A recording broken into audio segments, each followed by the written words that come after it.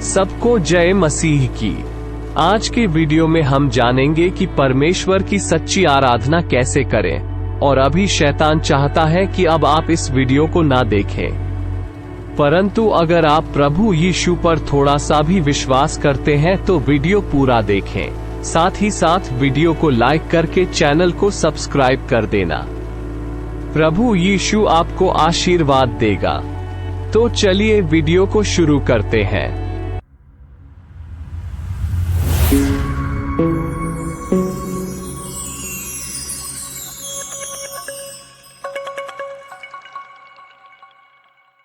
परमेश्वर की सच्ची आराधना भक्ति, श्रद्धा और आज्ञाकारी का एक बहुपक्षीय अभिव्यक्ति को आवरित करती है।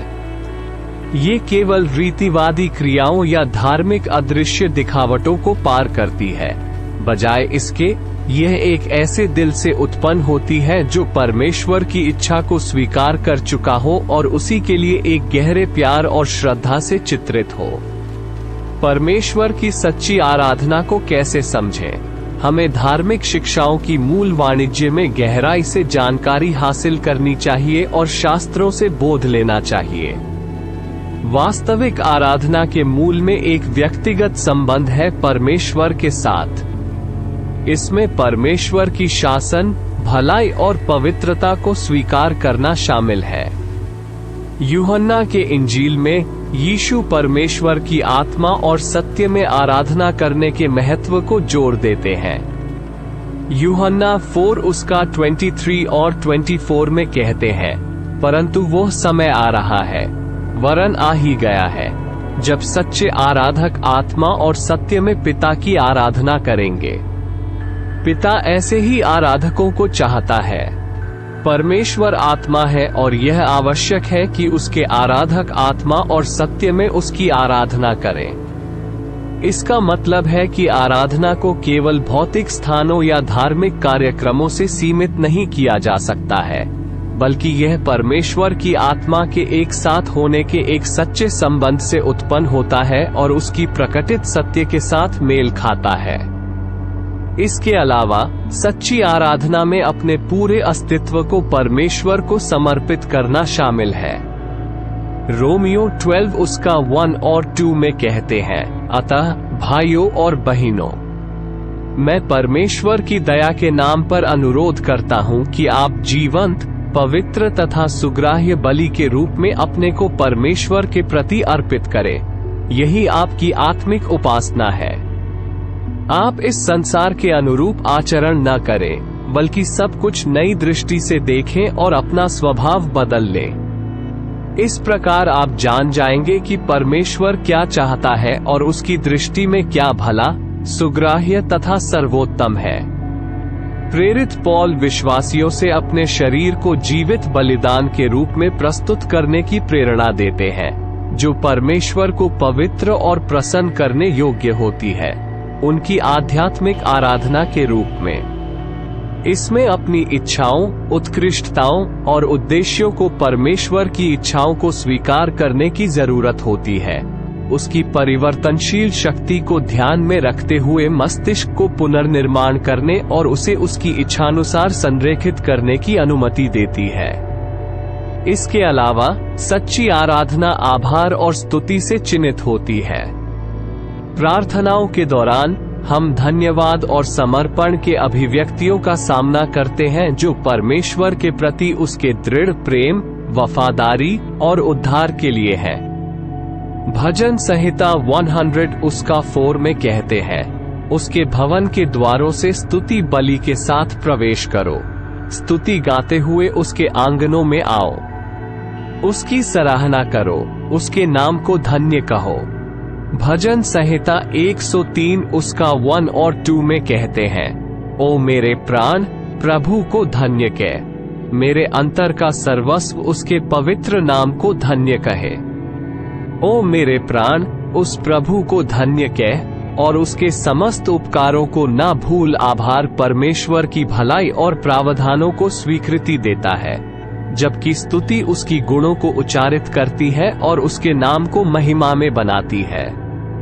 सच्ची आराधना का एक और महत्वपूर्ण पहलू आज्ञानुसारता है। यीशु यूहन्ना 14:15 में कहते हैं, यदि तुम मुझसे प्रेम करते हो तो मेरे आज्ञानुसार चलो। आज्ञानुसारता परमेश्वर की अधिकार को स्वीकृति देने वाले दिल से आती है और उसके प्रति सच्चे प्रेम का प्रदर्शन करती है।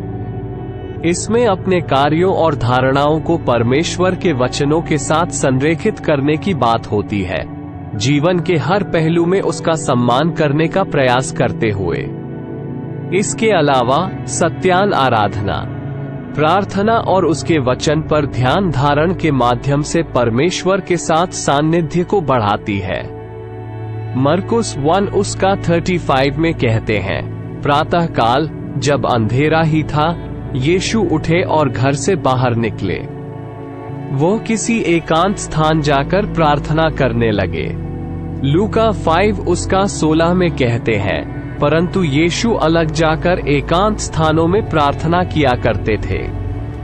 यीशु स्वयं प्रार्थना और अकेलापन के समय के माध्यम से पिता के साथ समय का महत्व दर्शाते हैं। भजन संहिता 119:15 कहते हैं, मैं तेरे विधियों पर ध्यान देता हूँ और तेरे मार्गों को विचार करता हूँ, जिससे परमेश्वर के वचन पर ध्यान देने की महत्वता को जोर दिया जाता है, जो हमारे संबंध को उनके साथ गहराई तक बढ़ाने का एक माध्यम है। इसके अतिरिक्त सच्ची आराधना व्यक्तिगत समर्पण के परे सामूहिक सान्निध्य और सेवा को समाहित करती है।